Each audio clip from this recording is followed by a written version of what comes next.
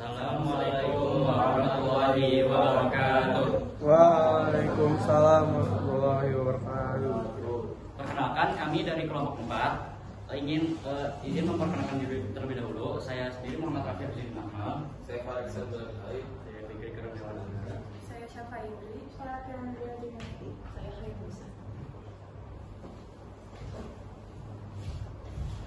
Sebelumnya, kalian semua pasti mempunyai sosial media kan? Dan pasti kalian semua itu sering menggunakannya. Nah, pada kali ini kami mengangkat tema pengaruh konten ringan terhadap pola pikir dan perilaku remaja. Kemudian latar belakang akan dijelaskan oleh Fikri. Sebagai remaja, kami pun masih saja menonton konten ringan. Untuk itu, perkembangan teknologi digital, khususnya media sosial saat ini, telah mengubah pola konsumsi informasi remaja. Kini, media sosial didominasi oleh konten video pendek seperti meme dan hiburan dan humor sederhana yang cepat viral.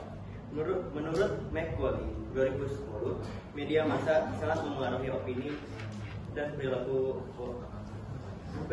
termasuk pada remaja yang merupakan pengguna aktif. Meskipun menghibur, konsumsi konten ringan secara berlebihan dapat mengaruhi konsentrasi,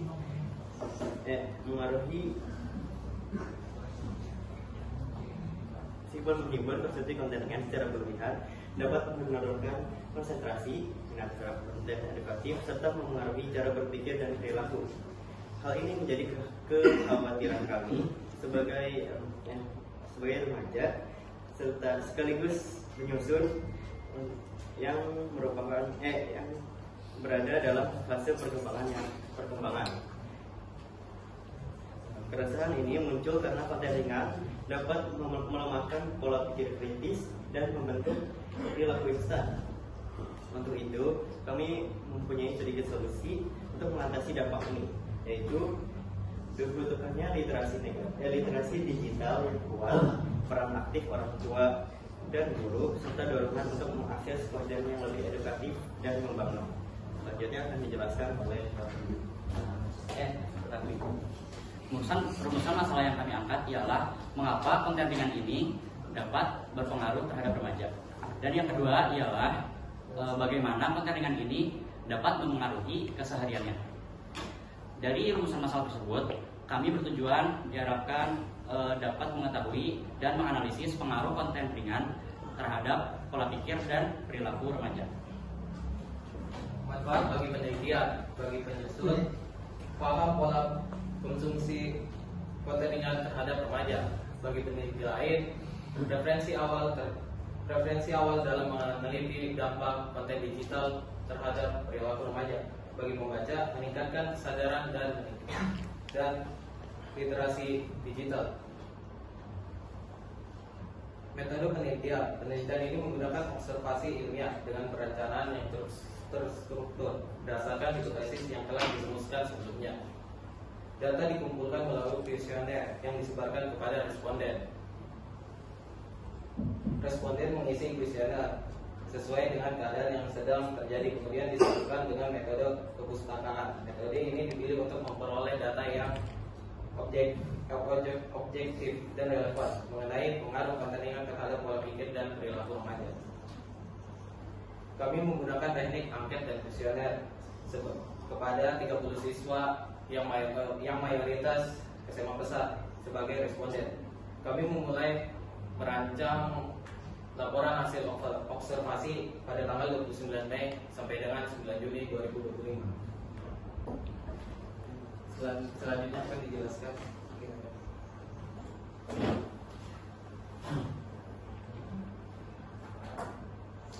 Saya akan menjelaskan metode penelitian jenis observasi ilmiah kualitatif.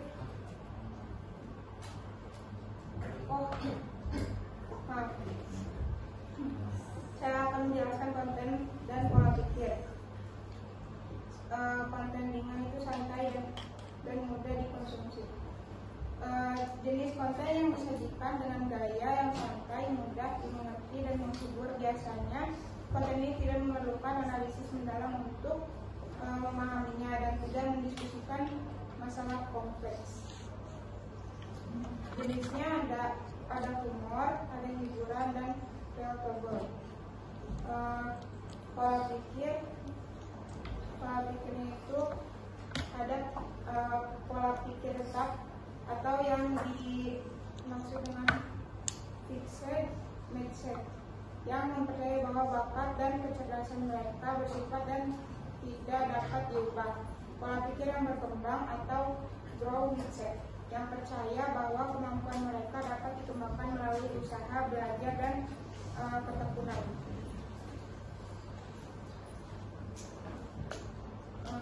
Perilaku remaja.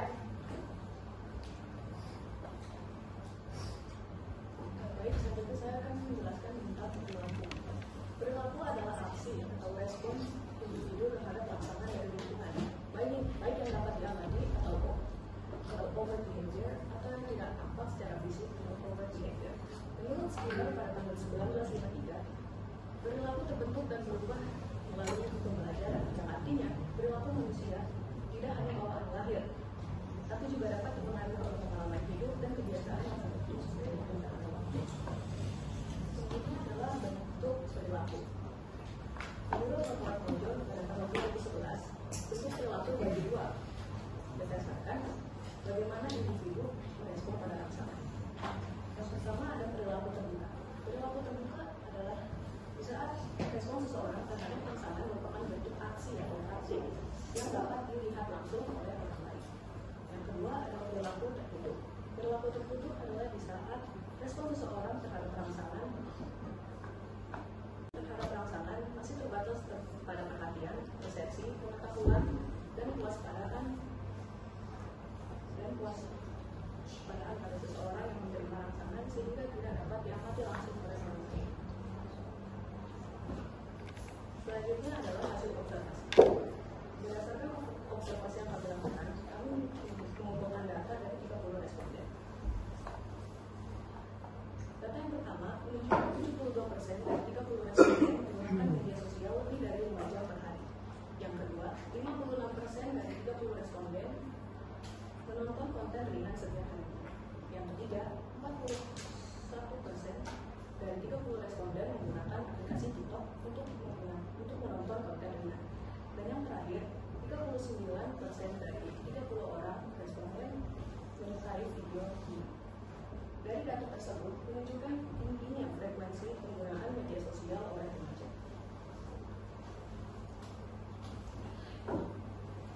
Berdasarkan hasil penelitian kelompok kami dapat disimpulkan bahwa mengkonsumsi konten ringan dapat memberikan dampak positif maupun dampak negatif. Konsumsi yang wajar dapat mengurangi stres dan menambah kreativitas pada remaja. Namun, mengkonsumsi konten yang berlebihan akan menimbulkan dampak negatif dalam pengaruh pola pikir ataupun perilaku remaja dalam kehidupan sehari-hari. Karena sebenarnya otak remaja masih berkembang. Hasil observasi ini dapat menyadarkan remaja akan pentingnya mengatur waktu ataupun mengatur jenis konten yang dikonsumsi. Dan juga bisa menjadi bahan acuan untuk orang tua untuk memberikan bimbingan yang tepat dalam penggunaan media sosial oleh remaja.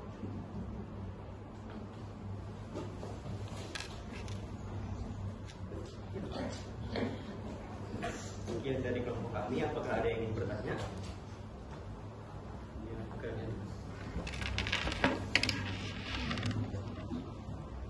perkenalkan, nama saya Bianca dari kelompok 2.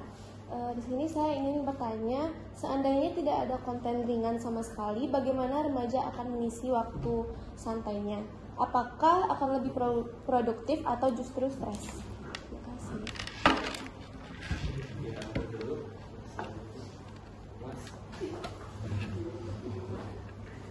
Inilah perkenalkan nama saya dari apakah remaja lebih terpengaruh dari konten visual atau tulisan? Terima kasih.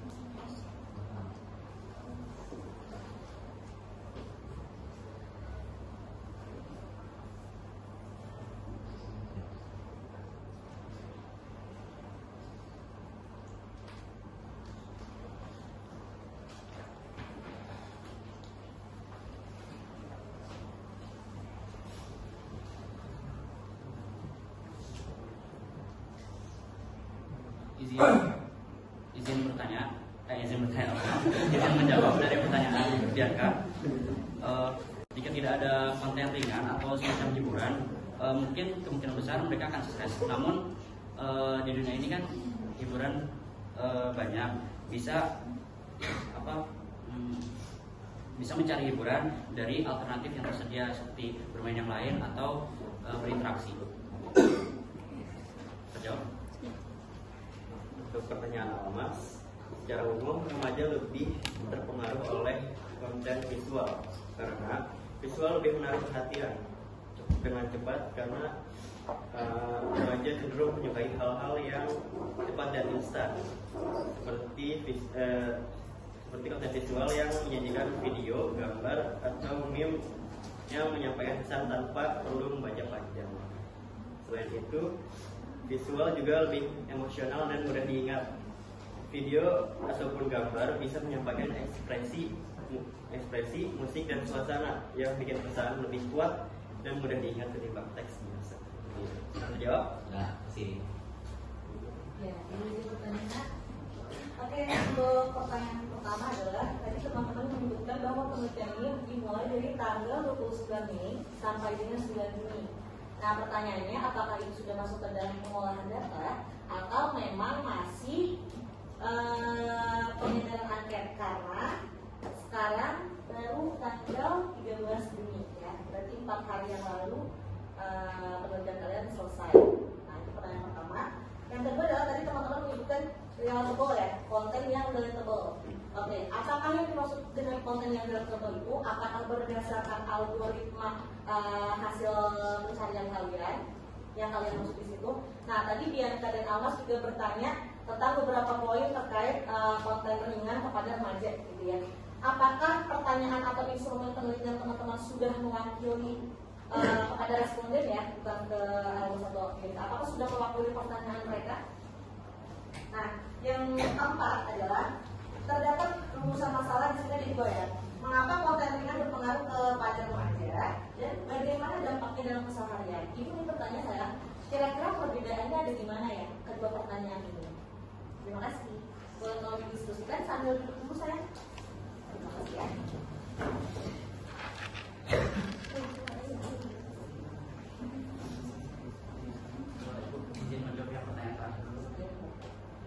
Izin menjawab dari pertanyaan yang terakhir, dari perbedaan rumusan masalah yang tadi, apa bedanya? Yang pertama ialah berpengaruh terhadap individualnya, terhadap remaja, pola pikir dan perilakunya.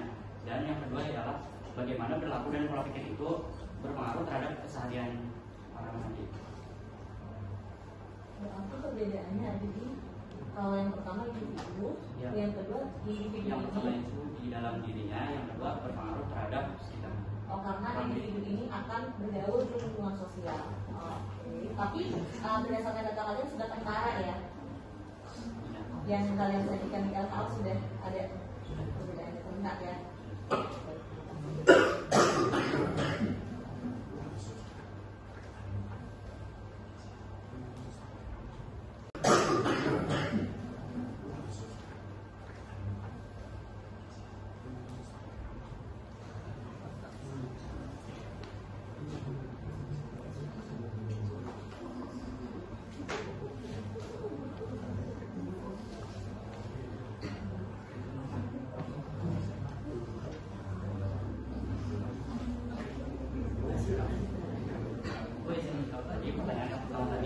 Durasi waktu dari 29 Mei sampai 9 Juni ya, itu semua udah dari awal perencanaan pembuatan angket, dari pembuatan judul,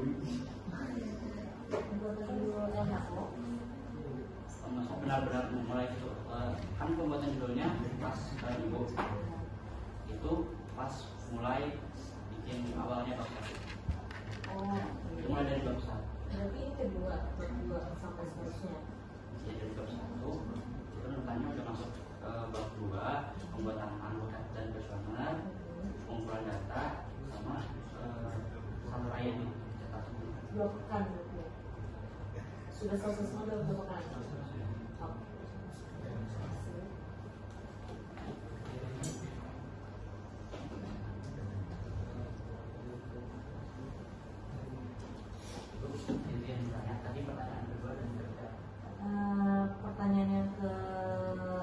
yang ketiga itu adalah apakah instrumen atau pertanyaan penelitian teman-teman sudah mewakili apa yang tadi ditanyakan oleh Almas dan juga Bianca.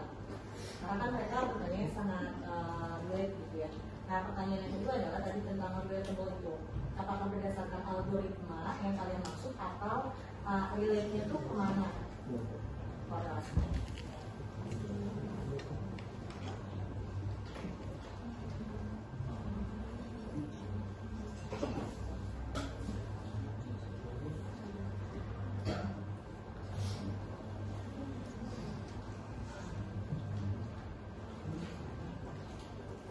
Saya menjawab untuk pertanyaan yang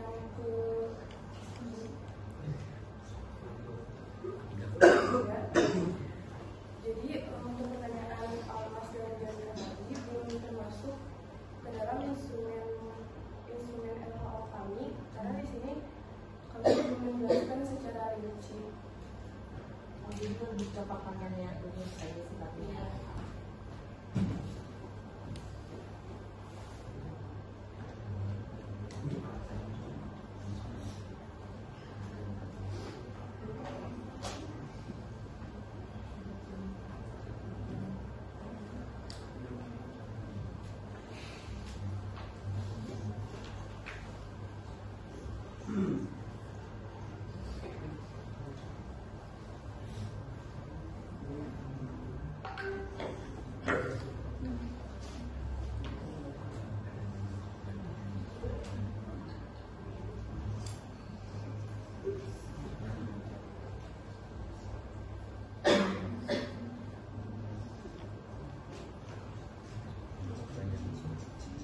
Jadi menjawab yang relatable itu seperti apa? Kita maksud ada dua. Yang pertama sesuai dengan algoritma yang mereka tonton. Yang kedua ialah konten-konten yang biasanya menyediakan video seperti yang berat dengan kehidupan kita, yang sesuai dengan kehidupan kita, ya kehidupan remaja gitu. Oke, berarti lebih ke hal-hal yang disarankan saja ya, bukan kalau algoritma kan lebih ke kita nyari terus nanti mereka memberikan banyak referensi seperti itu ya. Ya perlu dibilang ya, sesuai dengan perspektif kalian kan sebagai penyusunnya LHO kan.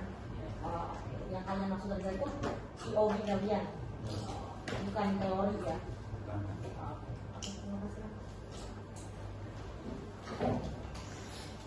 Oke, sekian dari kelompok kami. Mohon maaf jika masih banyak kurang dan salah. Assalamualaikum.